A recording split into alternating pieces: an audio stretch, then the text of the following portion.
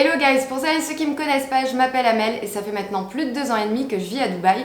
Avant de commencer, je vous invite à vous abonner à ma chaîne et à me suivre sur Instagram si c'est pas déjà fait. En février 2017, j'ai décidé de tout quitter en France et de venir tenter ma chance à Dubaï. Alors forcément avant de venir, j'avais certaines attentes, je m'étais imaginé certaines choses par rapport à la vie à Dubaï. Sur certains sujets, la réalité a été parfois proche de mes attentes et sur d'autres sujets, la réalité a été parfois très loin de ce que je m'imaginais. Dans cette vidéo, je vais donc partager avec vous toutes les attentes que j'avais avant de venir m'installer à Dubaï et je vais vous révéler comment je les ai vécues en réalité. Alright, c'est parti!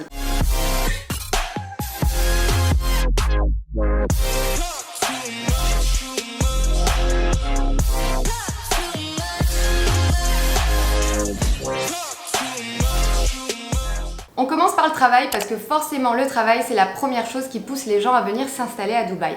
Sans travail, pas de visa, sans visa, pas de possibilité de vivre à Dubaï. Donc moi j'avais ma soeur qui vivait déjà ici, j'avais déjà vu des reportages à la télé comme tout le monde et j'avais entendu que le marché du travail était très dynamique ici et que les salaires pouvaient être très intéressants dans certains secteurs. En gros avant de venir à Dubaï, je croyais que ça allait être super facile de trouver du travail et qu'on allait me proposer un super salaire direct. Et ça s'est pas vraiment passé comme ça. Pour mon premier job ici, on va dire que j'ai eu la chance du débutant, je l'ai trouvé assez rapidement, en moins de 2 mois et mon salaire était plus que correct. Et puis j'ai été licenciée du jour au lendemain. Donc je me suis retrouvée sans emploi à Dubaï et il m'a fallu 6 mois pour retrouver un nouvel emploi. Pendant ces 6 mois, j'ai passé énormément d'entretiens et j'ai découvert que pour chaque offre postée sur internet, les recruteurs recevaient des milliers et des milliers de candidatures. Donc là tu comprends qu'il y a beaucoup plus de demandes que d'offres et donc que les places sont limitées et la conséquence c'est qu'il y a certains candidats qui acceptent de se brader et du coup les salaires ont beaucoup baissé ces dernières années à Dubaï. Par exemple j'ai déjà vu certaines annonces sur internet où les salaires sont annoncés à 7-8 000 dirhams alors que ça en vaut 16 000 minimum. Et par rapport à ça d'ailleurs faut que je vous raconte une anecdote.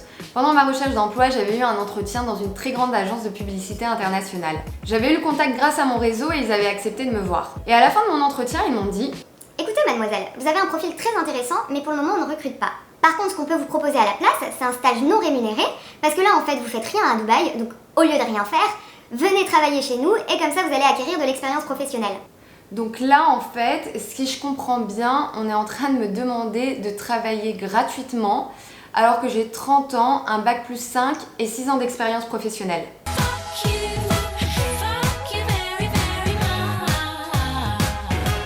Merci mais non merci, j'ai continué de chercher et j'ai trouvé quelque chose dans ma branche et avec un salaire en accord avec mon profil. Avant de venir à Dubaï, moi je m'imaginais que j'allais vivre la fast life, gagner un super salaire, payer aucune taxe ni impôt et mettre beaucoup d'argent de côté.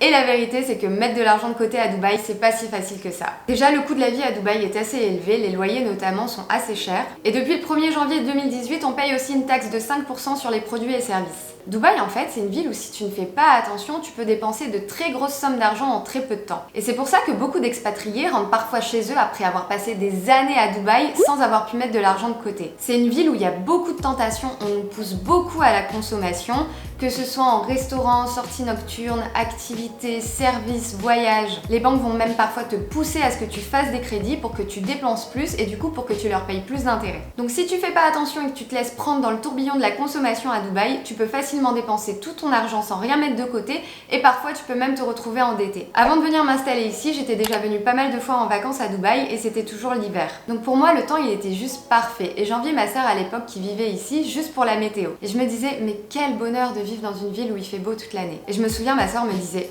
meuf, l'été à Dubaï c'est pas un endroit où t'as envie d'être. Et moi je me disais bah l'été à Dubaï ça doit pas être si terrible que ça. 40-45 degrés, ça doit être supportable.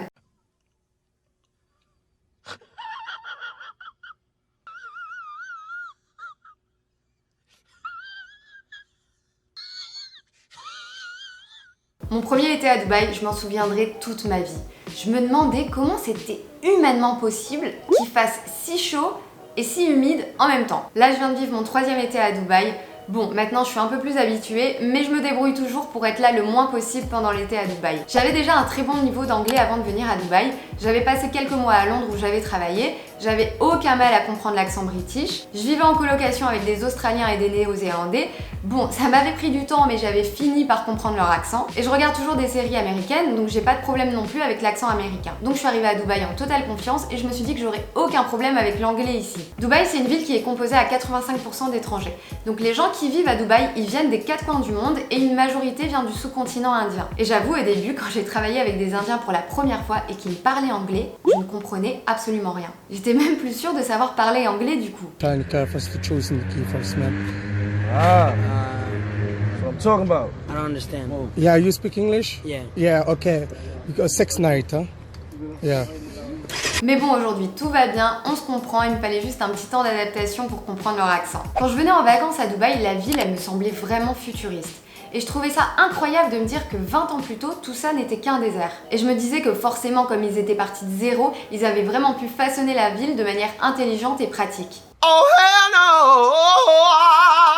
Donc il n'y avait absolument rien avant, ça aurait pu être construit de façon très logique, mais c'est pas du tout le cas. La ville n'est pas piétonne, les quartiers sont assez éloignés les uns des autres et ils sont mal reliés entre eux. Et si tu as le malheur de rater une sortie sur l'autoroute, tu peux te perdre à tout jamais. Et puis c'est aussi une ville qui est en constante construction, il y a toujours des nouveaux immeubles, des nouveaux quartiers, les routes elles changent tout le temps et du coup Google Maps il y comprend rien du tout. J'avais entendu beaucoup de choses sur Dubaï au niveau des lois avant de venir. Il y a beaucoup de gens, notamment les médias et certains haters de Dubaï, qui prennent un malin plaisir à essayer de faire peur aux gens qui souhaiteraient s'installer à Dubaï. Du style, si vous êtes occidental, vous n'avez aucune liberté, vous ne pouvez pas consommer d'alcool, si vous êtes une femme, vous n'avez pas de droit et vous ne pouvez pas vous habiller comme vous voulez, et blablabla, et blablabla, et blablabla. Bon, là, pour le coup, c'est complètement faux. Rock. Wrong. That is absolutely Wrong. proved over and over again.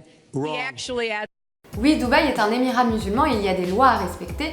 Il est en effet interdit d'être en état d'ébriété sur la voie publique, mais ça c'est aussi le cas en France. Mais vous pouvez consommer de l'alcool dans les bars, les restaurants et les hôtels. Et si vous souhaitez en consommer chez vous, il faut juste avoir une licence. Donc chill les gars, il y a en effet des lois à respecter et il faut les connaître, mais ça c'est comme dans n'importe quel autre pays. Et honnêtement, moi je vis absolument la même vie que je vivais en France. Je m'habille comme je veux et j'ai jamais eu affaire à la police comme on aimerait vous le faire croire. Souvent les gens qui viennent à Dubaï, ils se disent qu'ils vont rester 1 ou 2 ans maximum, acquérir de l'expérience professionnelle, mettre de l'argent de côté et puis rentrer à la maison. Bon, c'est un peu plus compliqué que ça. Faut savoir qu'à Dubaï, le temps passe super vite.